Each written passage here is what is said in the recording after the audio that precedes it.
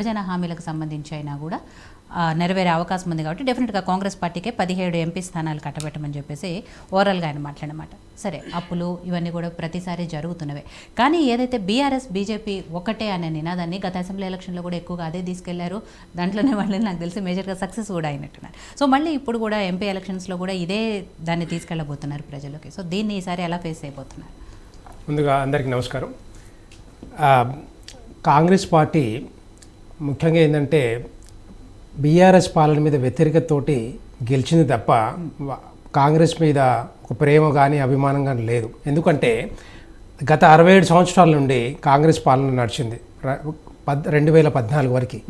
మరి 2014 వరకు 2004 నుంచి 2014 వరకు చూసుకున్నట్లయితే ఎన్ని స్కామ్లు బయటపడ్డాయి, ఎన్ని స్కామ్లు. ఒక్క స్కామ్ కాదు, దగ్గర దగ్గర 9 ఇయర్స్ పాలనలో 9 స్కామ్స్ ఉన్నాయి. ఒక్కటి ఇప్పుడు కోల్ స్కామ్ కానీ, స్పెక్ట్రమ్ కానీ, చాపర్ స్కామ్ కానీ, అట్లాగే కామన్వెల్త్ గేమ్స్లో స్కాము, ఆదర్శ్ స్కాము, ఐపీఎల్లో, సత్యంలో, ఇట్లా చూస్తుంటే ఎన్నో స్కామ్లు. కోల్లో కూడా, తర్వాత 2G స్పెక్ట్రమ్, 2Gలో, ఇవన్నీ కూడా ఇది బేసిక్గా ఏంటంటే కాంగ్రెస్ పార్టీ స్కామ్ కాంగ్రెస్. ఎక్కడ చూసినా స్కామ్ వల్లనే మరి ఈ కాంగ్రెస్ పార్టీని ఓడించి పక్కన పెట్టారు. మరి 2014 తర్వాత మన ప్రధానమంత్రి నరేంద్ర మోడీ గారు వచ్చిన తర్వాత ఎన్నో రకరకాల రంగాలు మరి వ్యవస్థలను మార్చి మరి దేశాన్ని అభివృద్ధి పదంలో తీసుకుపోతా ఉన్నారు. దేశాన్ని అభివృద్ధి పదంలో రకరకాల సంక్షేమ పథకాలు తీసుకొచ్చి, అయితే వీళ్ళకి ఏంటంటే ఇంకా ఇప్పుడు పెట్టిన 6 గ్యారెంటీలను అమలు చేయలేక, ఏ డబ్బులు లేక బీఆర్ఎస్ బీజేపీ అని ఒకటనుకుంటూ, ఎందుకంటే బీఆర్ఎస్ పుట్టిందే కాంగ్రెస్ పార్టీ నుండి. బేసిక్గా చెప్పాలంటే ఈ కేసీఆర్ గారు ఎక్కడి నుంచి వచ్చారు? కేసీఆర్ గారు కాంగ్రెస్ నుంచి వచ్చారు. మరి కాంగ్రెస్ పార్టీ నుంచి వచ్చినప్పుడు మళ్ళా మరి బీఆర్ఎస్ బీజేపీ ఒకటని ఎట్లా చెప్తారు వీళ్ళు? అది ఏంటంటే తప్పుడు సమాచారం తోటి మళ్ళీ పబ్లిక్లోకి వెళ్ళాలి, మళ్ళీ పార్లమెంట్ ఎన్నికల్లో గెలవాలి. నిన్ననే ఒక వీడియో రిలీజ్ చేసారు. ఏమని అంటే రేవంత్ రెడ్డి గారు రేపొద్దున పార్లమెంట్ ఎన్నికల్లో మమ్మల్ని గెలిపిస్తేనే ఈ ఇచ్చిన 6 గ్యారెంటీలు పూర్తిగా అమలు అవుతాయని చెప్పారు. వీడియో బయటకు వచ్చింది కూడా. 6 గ్యారెంటీలు అంటే 6 గ్యారెంటీల గురించి చెప్పారు ఆయన. గతంలో విభజన హామీలకు సంబంధించి కాంగ్రెస్ పార్టీ ఇచ్చిన హామీల గురించి అవి కాదు. 6 గ్యారెంటీలు ఏదైతే 6 గ్యారెంటీలు ఇచ్చారో ఇవన్నీ కూడా ఏదైతే 420 అంశాలు ఉన్నాయో ఇవన్నీ కూడా కాంగ్రెస్ గెలిపిస్తేనే రేపు అమలు అవుతాయని చెప్తున్నా. అంటే ఆయన బాజాప్తగా ఒప్పుకున్నట్టే లెక్క. అంటే మేము చేయలేము 6 గ్యారెంటీలు, ఇక మాతో కాదు, ఇక మరి అందుకే మమ్మల్ని గెలిపించాలని చెప్పి అడుగుతూనే ఉన్నారు. గెలిపించినా కూడా అక్కడ ఎవరుంటారు? అక్కడ భారతీయ జనతా పార్టీ గెలుస్తూ ఉంది. 3వసారి ప్రధానమంత్రి నరేంద్ర మోడీ గారు మళ్ళీ 3వసారి ప్రధానమంత్రి అవుతా ఉన్నారు. మరి కాంగ్రెస్ గెలిపించిన లాభం ఏముంది అక్కడ? అంతకుముందేమో బీఆర్ఎస్ పార్టీని గెలిపించారు, 10 సంవత్సరాలు ఏమి చేయలేదు. మళ్ళీ ఇప్పుడు కాంగ్రెస్ గెలిపిస్తే ఏమొస్తుంది? అందుకని భారతీయ జనతా పార్టీని గెలిపిస్తేనే డబుల్ ఇంజన్ సర్కార్ వస్తుంది. రేపు వచ్చే మరి అభివృద్ధి పథకాలు కానీ, సంక్షేమ పథకాలన్నీ కూడా మరి రేపు తెలంగాణకి తీసుకొచ్చి తెలంగాణని అభివృద్ధి చేయాలని చెప్పి ఒక ఆలోచనతోటి ప్రధానమంత్రి మోడీ గారు ఇప్పుడు ఇవన్నీ కూడా అభివృద్ధి చేస్తూ ఉన్నారు. ఇప్పుడు చాలా వరకు మనం చూసుకున్నట్లయితే ప్రధానమంత్రి నరేంద్ర మోడీ గారు రకరకాల సంక్షేమ పథకాలు తీసుకొచ్చారు, కానీ బీఆర్ఎస్ పార్టీ దాన్ని అమలు చేయడంలో అట్టర్ ఫ్లాప్ అయింది. రకరకాల సంక్షేమ పథకాలు ఒక్కటి కాదు.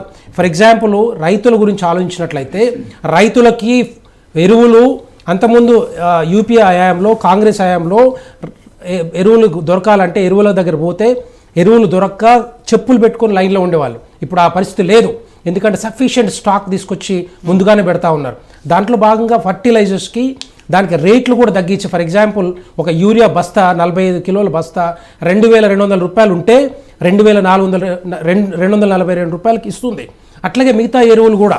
అట్లాంటిది అదొక్కటే కాదు, మరి రైస్ కొనేది, వరి ధాన్యం కొనేది భారతీయ జనతా పార్టీ. చాలామంది బీఆర్ఎస్ పార్టీ వాళ్ళు ఏమనుకున్నారు? మొత్తం ప్రచారం చేసుకున్నారు 10 సంవత్సరాల కాలంలో. మేమే కొంటున్నాం. వేల కోట్లు, లక్షల కోట్లు ఖర్చు పెట్టి మరి రాష్ట్ర ప్రభుత్వానికి పంపి మరి కొనమని చెప్తే మేమే కొంటున్నాం చెప్పేసి మరి బీఆర్ఎస్ పార్టీ చెప్పింది. అట్లాగా రైసు దానికి సంబంధించిన బస్తాలు కానీ, సుతులీలు కానీ, ట్రాన్స్పోర్ట్ కానీ, హమాలీ ఖర్చులు కానీ, దానికి మొత్తం కూడా మరి కేంద్ర ప్రభుత్వ నిధులు ప్రధానమంత్రి నరేంద్ర మోడీ గారు పంపిస్తుంటే వీళ్ళు డబ్బా కొట్టుకొని వీళ్ళు ఏంటంటే మధ్యలో మీడియేటర్ మాత్రమే ఉండే రాష్ట్ర ప్రభుత్వం కొని మళ్ళీ కేంద్ర ప్రభుత్వానికి ఇవ్వాలి. అట్లాంటిది వీళ్ళు నేనే కొంటున్నాను ఆ డబ్బా కొట్టేసి మొత్తం కూడా సర్వనాశనం చేశారు. రైతుల్ని లాస్ట్ టైం అయితే మన వానకాలంలో కానీ ఎండాకాలంలో కానీ వేసంగిలో కనీసం వరి ధాన్యం కూడా కొనలే. ఇగో అట్లా తెలంగాణ ప్రజలందరూ కూడా ఆలోచించి బీఆర్ఎస్ పార్టీ మరి టీఆర్ఎస్ నుంచి బీఆర్ఎస్ మార్చారు కాబట్టి బీఆర్ఎస్ బంద్ చేయాలి, దుకాణమే బంద్ చేయాలని చెప్పి ఆలోచనతోటి మరి వాళ్ళని ఘోరంగా ఓడించిన సంగతి మనం అందరం చూసాం. అట్లాగా ఇవన్నీ కూడా చూస్తుంటే బీఆర్ఎస్ పాలనలో దీంట్లో కూడా అన్నీ 6,50,000 కోట్లు అప్పు తీసుకొచ్చి పెట్టినారు. ఒక్కొక్కరు నెత్తి మీద దగ్గర 1,50,000 రూపాయలు మన నెత్తి మీద పెట్టారు. అది ఆలోచించకుండా తీసుకొచ్చి ఇప్పుడు ఫర్ ఎగ్జాంపుల్ కాళేశ్వరం చూసుకున్నట్లయితే 1,50,000 కోట్లు దాని మీద ఖర్చు పెట్టి ఇప్పుడు ఏమైంది, అది మొత్తం కాళేశ్వరం కూలే పరిస్థితి వచ్చింది, పిల్లలు కూలే పరిస్థితి వచ్చింది. మేడిగడ్డ కానీ అన్నారం కానీ సుందీల కానీ ఇవన్నీ కూడా మరి ఆ డబ్బంతా కూడా ఎవరిది? అది డబ్బంతా కూడా తెలంగాణ ప్రజలది. తెలంగాణ ప్రజలు కష్టపడి పన్నులు కడితే మరి ఈ డబ్బంతా కూడా మరి కాళేశ్వరం ఖర్చు పెట్టిండు. మరి ఆ డబ్బంతా కూడా ఇప్పుడు గోదావరి పాలు అయినట్టే. దానికి మళ్ళీ రిపేర్ ఖర్చులు 10,000 కోట్లు ఖర్చు పెట్టాలంట. 10,000 కోట్లు ఎక్కడి నుంచి తేవాలి? ఎవరు ఇస్తారు? అది కేసీఆర్ గారు ఇస్తారా, లేకపోతే బీఆర్ఎస్ పార్టీ ఇస్తారా, లేకపోతే కాంట్రాక్టర్లు ఇస్తారా, ఇంజనీర్లు ఇస్తారా? ఎవరు డిజైన్ చేసారు? మరి నేనే ఇంజనీర్ అని చెప్పుకున్నాడు. నేనే ఇంజనీర్ని ఆల్ ఇన్ వన్ నేనే చూసుకున్నా డిజైన్తో పాటుగా నేనే మొత్తం బీబీసీలో ఈ ప్రాజెక్టు గురించి కూడా మరి ప్రకటన చేసి దాంట్లో కూడా ఇచ్చిన పరిస్థితి మనం చూసాం. మరి చాలా హెలికాప్టర్ల ద్వారా మరి దాన్ని మొత్తం దాన్ని వీడియో తీసి కూడా పంపించారు చాలా వరకు. కానీ అట్లాంటి కాళేశ్వరం ప్రాజెక్ట్ ఇప్పుడు కూలిపోయే పరిస్థితి వచ్చింది. ఆ డబ్బంతా కూడా మనది, తెలంగాణ ప్రజలది. ఆ తెలంగాణ ఇప్పుడు ఎట్లా రికవర్ చేస్తారు, ఎవరితో రికవర్ చేస్తారు? ఇదంతా కూడా అందుకనే అదొకటే కాదు, మిషన్ భగీరథ కానీ కాకతీయ కానీ. ఇప్పుడు ఇంకో విషయం చెప్పాలి. యాక్చువల్గా ఊర్లలో గ్రామాల్లో యువత తాగుడుకు అలవాటైంది. ఎందుకంటే 10th క్లాస్ నుంచి ఇంటర్మీడియట్ పిల్లలు కూడా ఎక్కడ చూసినా కూడా ఏ డబ్బా కొట్ల చూసినా కూడా మరి ఈ ఈ వైన్ షాపులు కానీ ఊర్లలో ఎక్కడ చూసినా కూడా ఈ బీర్ బాటిళ్ళు మందు బాటిల్లో దొరుకుతున్నాయి. సో దానివల్ల ఏమైందంటే ఒకప్పుడు 2014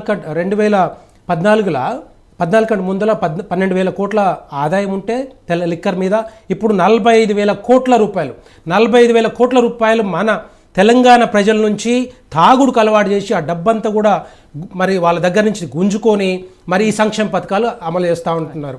ఈ అన్నీ కూడా ఏంటంటే మాయ మాటలు చెప్పి ఇవన్నీ కూడా కేసీఆర్ గారు మొత్తం తెలంగాణ ప్రజలు నిండా ముంచారు. తెలంగాణ తెచ్చుకున్నది బంగారు తెలంగాణ చేసుకుందామని చెప్పిండు. బంగారు తెలంగాణ కాదు కదా, బతుకుదెరు తెలంగాణ అయింది. ఇప్పుడు మళ్ళీ బతుకుదెరువు తెలంగాణ మళ్ళా అదే. ఇప్పుడు ఎవరైతే కూలీ ఉన్నాడో ఆ కూలీ చేసుకొని బతకాల్సి వస్తుంది. ఇప్పుడు కూడా మరి ఏమైనా అభివృద్ధి జరిగిందా అంటే జరగలే. యువత ఉన్నారు, 35 లక్షల మంది వెయిట్ చేస్తూ ఉన్నారు ఉద్యోగాల కోసం. అవి కూడా మరి అన్ని రకరకాల పబ్లిక్ సర్వీస్ కమిషన్ నోటిఫికేషన్ చేశారు, దాన్ని మొత్తం క్యాన్సిల్ చేశారు. ఏదో ఒక మరి సాకు పెట్టి దాంట్లో అన్ని లీకులు చేపించి మరి లీకులు అయ్యి దాన్ని ఒక ప్రాపర్ ఛానల్లో కూడా కండక్ట్ చేయకుండా దాన్ని కూడా మరి నిర్వీర్యం చేశారు. పబ్లిక్ సర్వీస్ కమిషన్ మొత్తం కూడా నిర్వీర్యం అయిపోయింది. అట్లాగా తెలంగాణ మరి యువత కూడా చదువుకున్న యువత పాపం చాలామంది కష్టపడి హైదరాబాద్కు వచ్చి ఎంతోమంది ప్రిపేర్ అయ్యారు, ఎన్నో రకరకాల సమస్యలు ఎదుర్కొన్నారు, లక్షలు ఖర్చు పెట్టుకున్నారు పాపం. మరి వాళ్ళకు కూడా చాలామంది మరి ఇంకోటి అదొకటే కాదు, ఆయన ఏమన్నాడు, తెలంగాణ యువత చదువుకున్న నిరుద్యోగులందరికీ కూడా 3,000 రూపాయలు పెన్షన్ ఇస్తానని చెప్పిండు. అది కూడా పోయింది.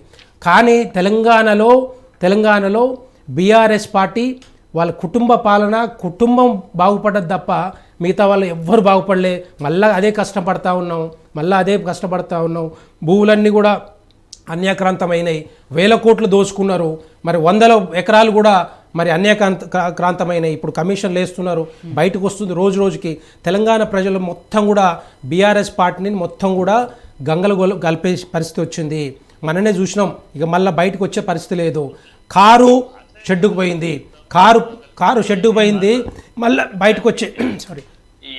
మళ్ళీ బయటకు వచ్చే పరిస్థితి కనపడతలేదు. ఎందుకంటే మళ్ళీ కారు ఇంజనే ఖరాబ్ అయినప్పుడు దాన్ని ఇంకా మళ్ళీ ఇంజన్ మార్చాలంటే అంత ఈజీ కాదు కదా, మళ్ళీ కొనాలి, మళ్ళీ ముందు నుంచి స్టార్ట్ చేయాలి. అందుకనే భారతీయ జనతా పార్టీ ఏదైతే సంక్షేమ పథకాలు తీసుకొచ్చిందో ఆ సంక్షేమ పథకాలన్నీ పక్కడ్బందీగా అమలవుతున్నాయి కాబట్టి 100% దగ్గర 10 నుంచి 15 సీట్లు మాత్రం గ్యారంటీ గెలుచుకోబోతున్నాయి పార్లమెంటు స్థానాల్లో, పార్లమెంట్ ఎన్నికల్లో. ఎక్కడ చూసినా కూడా మోడీ కనబడతా ఉంది. మేము ఊర్లలో తిరుగుతున్నాం, ఎక్కడ చూసినా కూడా ఈవెన్ ట్రైబల్ ఏరియాలు కూడా మోడీ గారిని గెలిపించాలి, మోడీ గారిని గెలిపిస్తేనే రేపొద్దున దేశ అభివృద్ధి కానీ, దేశ రక్షణ కానీ, ఇంకా వేరే అన్ని అభివృద్ధి సంక్షేమ పథకాలన్నీ కూడా అమలు అవుతాయని చెప్పేసి మీరు చెప్తా ఉన్నారు. కాబట్టి డెఫినెట్గా పార్లమెంట్ ఎన్నికల్లో 10కి 10 స్థానాలు కాకుండా ఇంకా మిగిలిన కూడా మేము వాటి మీద కాన్సన్ట్రేట్ చేస్తున్నాం, గెలుస్తాం. రేపొద్దున